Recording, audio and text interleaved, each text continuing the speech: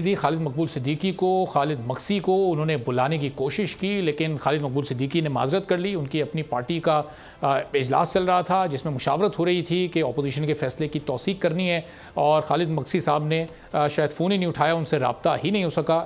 اس کا صاف مطلب یہ تھا کہ اپوزیشن اس خط کو دیکھنے میں کوئی دلچسپی نہیں رکھتی، اور شاید وزیر اعظم کی باتوں پر یقین کرنے میں بھی انہیں کوئی دلچسپی نہیں ہے۔ کیا واقعی ایسا ہے؟ اسی پر گفتگو کرتے ہیں۔ ساجد احمد صاحب ایم کیو ایم پاکستان سے ہمارے ساتھ موجود ہیں، امجد علی خان نیازی صاحب پاکستان تحریک انصاف سے ہمارے ساتھ موجود ہیں۔ تو ساجد صاحب، حکومت کو چھوڑنے کی کیا بنیادی وجوہات بنی ہے؟ جو کل ساری رات ایکشن ہوتا رہا، اچانک اپوزیشن کی پوری قیادت آپ کے پاس پہنچ گئی، منا لیا ایک دم سے، یہ کیسے منا لیا کل رات انہوں نے آپ کو؟ اچھا دیکھیں، سب سے پہلے تو یہی کہ ایم کیو ایم نے طویل مشاورت کی سوال ہے، کارکنان سے اجلاس ہوئے، وقت اجلاس ہوا، ایم کیو ایم نے پبلک سے رائے لی۔ اچھا، اس کے علاوہ ایم کیو ایم کے اندر ایم کیو ایم چین کے رابطہ کمیٹی بہت طویل مشاورت کے بعد میرے خیال میں سب سے آخر کے اندر سے فیصلہ۔ اچھا ساجد صاحب، آپ کو ذرا ریکنیکٹ کرتے ہیں تاکہ آپ کی آواز صحیح طور پر آ سکے، انٹرنیٹ کنیکشن ویک ہونے کی وجہ سے آپ کی آواز نہیں آ پا رہی۔ تو امجد علی خان نیازی صاحب، اب یہ خان صاحب نے آج بڑی اہم ملاقات بھی کی، قوم سے ان کا خطاب بھی ایک ہونا تھا آج، پھر اس کو آخری موقع پر مؤخر کر دیا گیا۔ ملاقات میں کیا گفتگو رہی جو ان کی بڑی اہم ہوئی، اور پھر یہ جو خطاب کرنا تھا اس میں کیا بات بتانے والے تھے قوم کو جو پھر نہیں بتائی، اس کو مؤخر کر دیا؟ کیا وجوہات رہیں اس کی؟ بسم اللہ الرحمن الرحیم۔ چونکہ آج خان صاحب کی مصروفیات بہت زیادہ ہو گئی تھی، کیونکہ اس سے پہلے انہوں نے کیبنٹ کا اسپیشل اجلاس ہوا جس میں یہ مراسلہ رکھا گیا، اور چونکہ یہ ایک ضروری تھا عمل تاکہ سب اس کے اوپر جو ہے یکسوئی آ سکے، قوم کو جو ہے وہ زیادہ نہیں لیکن کچھ حد تک جو ہے وہ چیزیں بتائی جا سکیں کہ ہمیشہ پاکستان کی خارجہ پالیسی کو کس طرح کنٹرول کیا جاتا رہا ہے، اور پاکستان میں حکومتیں گرائی اور بنائی جاتی ہیں۔ آج اگر ایک محب وطن پاکستانی لیڈر آیا ہے اور اس نے آزاد خارجہ پالیسی کی بات کی ہے کہ ہم ایک آزاد ملک ہیں، ہم سب کے ساتھ دوستی کرنا چاہتے ہیں، لیکن ہم اگر کسی کے بلاک کا حصہ نہیں بننا چاہتے تو وہ ہمارے ساتھ کیا کرنے جا رہے ہیں۔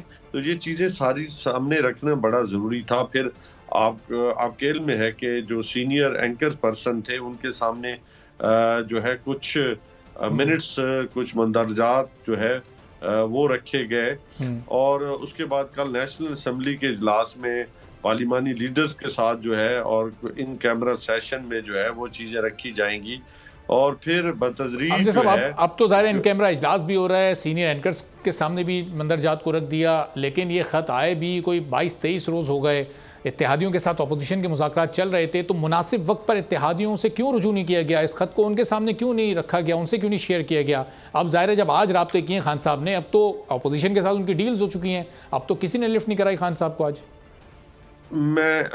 پہلی بات تو یہ ہے باب کہ ہم اس لیے نہیں کہ ہم کو اپنی گورنمنٹ بچانے کے چکر میں ہے کہ ہم گورنمنٹ بچانے پہ آئے ہیں تو ہم یہ کارڈ کھیل رہے ہیں، ایسی بات نہیں ہے۔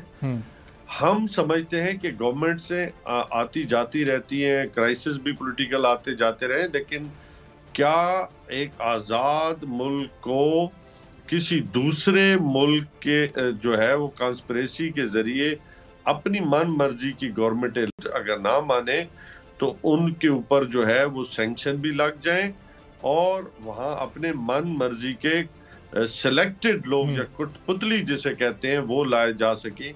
یہ جو ہے بڑا افسوس، پاکستان ایک ساورن ملک ہے، ہم سمجھتے ہیں گورنمنٹ آتی جاتی رہتی ہے، یہ باتوں کی حد تک تو صحیح نظر آ رہا ہے، لیکن جو عملی اقدامات ہیں خان صاحب کے وہ تو اس کے بالکل برعکس ہیں۔ کنٹرول کرنا چاہتا ہے تو ہم کسی طرح بھی قابل قبول نہیں ہے۔ اگر حکومت کی حکومت میں رہنے کی کوئی اہمیت نہیں ہے تو پھر عثمان بزدار کو کیوں ہٹایا؟ اگر حکومت میں رہنے کی کوئی اہمیت نہیں ہے خان صاحب کے نزدیک، حکومت بہت چھوٹی چیز ہے، پھر پرویز الہی کو کیوں نامزد کیا انہوں نے وزیر اعلیٰ پنجاب؟ ان کو کیوں ٹاسک دیا کہ اتحادیوں کو بھی منائیں، منرف ارکان کو بھی منائیں؟ جن کو خود نہیں منا پا رہے وہ اس کا ٹاسک ان کو دے رہے ہیں کہ سب کو منا کر میرے پاس لے کر آئیں۔ یہ حکومت بچانے کی تو کوشش ہے۔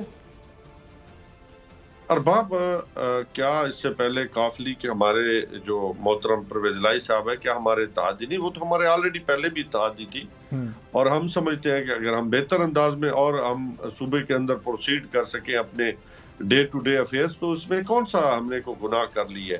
اور یہی چیز اگر اپوزیشن کر رہی تھی تو وہ ان کو بڑا اچھا کہا جا رہا ہے. اگر آج گورنمنٹ نے کر لی ہے یا عمران خان نے کر لی ہے تو کون سا بڑا گناہ ہے؟ میں میڈیا کی دوغلی پالیسی کی آج تک ہمیں تو سمجھ نہیں آئی کہ ایک چیز ہمارے لیے کچھ جو اچھا اور جو اپوزیشن کے اصول اور نظریات ہیں امجد صاحب، وہی خان صاحب کے بھی اصول اور نظریات تھے. خان صاحب کے اصول اور نظریات اپوزیشن سے بالکل مختلف نہیں ہے. میری بات سنیں نا ارباب، ہم کوئی اصول و ضوابط نظر انداز نہیں کر رہے. ہم تو سمجھتے ہیں کہ رول آف لا ہونا چاہیے. آج ہمیں اس بات پہ بڑا افسوس بھی ہوتا ہے کہ آج کچھ لوگ جو ہے، کچھ چینلز جو ہیں وہ لوٹوں کو سپورٹ کر رہے ہوتے ہیں، اور کچھ اینکرز بڑی بڑی توجیہات دیے جا رہے ہوتے ہیں، اور جو ہے وہ بڑی ڈیموکریٹک پروسیس کو جو ہے وہ کہہ رہے ہوتے ہیں. لوٹا ہوتا ہے، اس نے کانسٹیٹیوشن کی وائلیشن کی ہے، اور میں سمجھتا ہوں جو کانسٹیٹیوشن کی وائلیشن کرتے ہیں اس پہ آرٹیکل 6 لگتا ہے، اس پہ بھی لوگ جو ہے تو امجد صاحب اب ظاہر ہے یہ میڈیا کی دوغلی پالیسی نہیں ہے، یہ خان صاحب کے یو ٹرنز ہیں جن کو جب سامنے لایا جاتا ہے تو پھر وہ کچھ میڈیا سے بھی شکوے شکایتیں آپ لوگ کے ہو جاتے ہیں. جس عثمان بزدار کی تعریف 4.25 سال تک خان صاحب کرتے رہے، آج ان کو بغیر کسی وجہ کے ہٹا دیا. میری بات سنیں نا، خان صاحب اپنے فیصلے بہتر کرتے ہیں، اس میں کون سا یو ٹرن ہے؟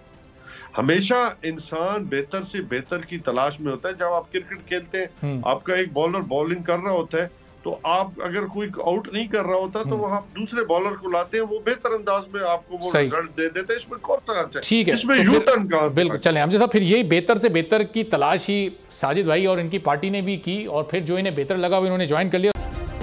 سبسکرائب کریں اور بیل دبائیں تاکہ کوئی خبر رہ نہ جائے.